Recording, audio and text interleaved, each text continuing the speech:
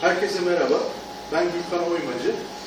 Annem ve ben yıllardır gönüllü olarak sokak canlılarıyla ilgilenmekteyiz. Güvenlik Mahallesi'nde bulunan dükkanımızın arkasında bahçesinde bakmış olduğumuz sokak kedilerinden iki erkek kediyi Antalya Ermenek Sahipsiz Hayvan Barınağı'na kısırlaştırmak amacıyla 6 Mart Pazartesi günü annemle birlikte götürdük. Orada bize Yusuf Bey'in, veteriner hekim Yusuf Bey'in ilgileneceği söylendi. Kendisi Salı günü ve Perşembe günleri kısırlaştırma operasyonlarının yapıldığını, Salı günü yapılıp bize Cuma günü kedinin alındığı noktaya bırakılacağı söylendi. Biz de kendisine özel bir ricada bulunduk. Dedik ki, İsterseniz biz de hani gelip kediyi teslim alabiliriz diye kendisine söyledik. Fakat prosedür gereği kediyi bize teslim edemeyeceklerini, hani adresi vermiş olduğumuz adrese teslim edebileceklerini söylediler.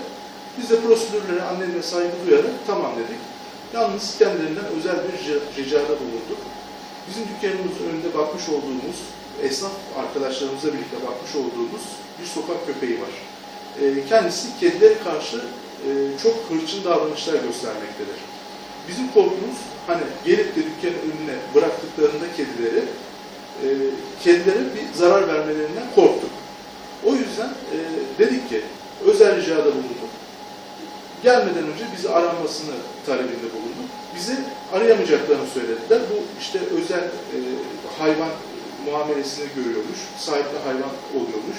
Öyle bize açıklama yaptılar. Biz de kendimizi anlatmaya çalıştık, dilimizin döndüğünce.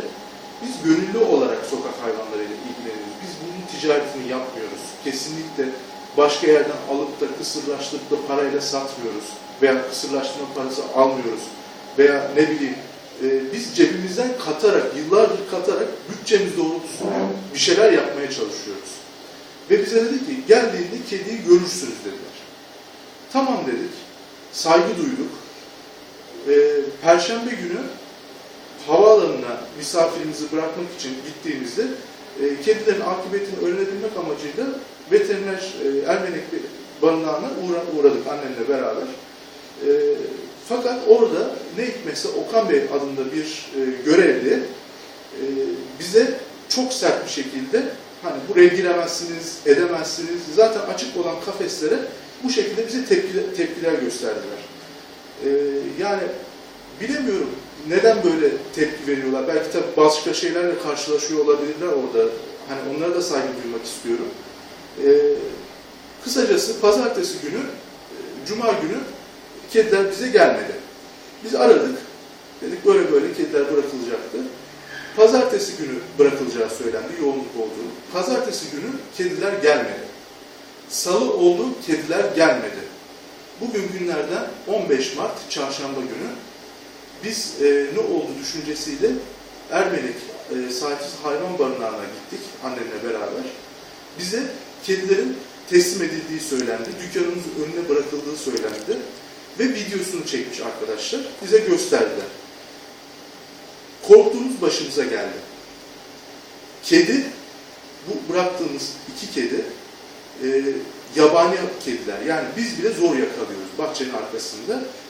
Böyle sanki fanusun içerisinde yetişmiş gibi sadece bahçede dolaşıyorlar. Başka hiçbir yere gitmiyorlar. Mamasını suyunu bırakıyoruz. Anne senden rica ediyorum. Gelip şöyle bir bahçeyi de gösterir misin? Gel.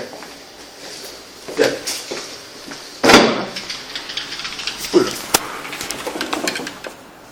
Şöyle bakabilirsiniz. Bakın dükkanımızın arkasında biz bunlara böyle kutular yaptık. Elimizden geldiği kadar bu canlıların hayatlarını kolaylaştırmaya çalışıyoruz. Şimdi size şunu göstermek istiyorum. Bakın.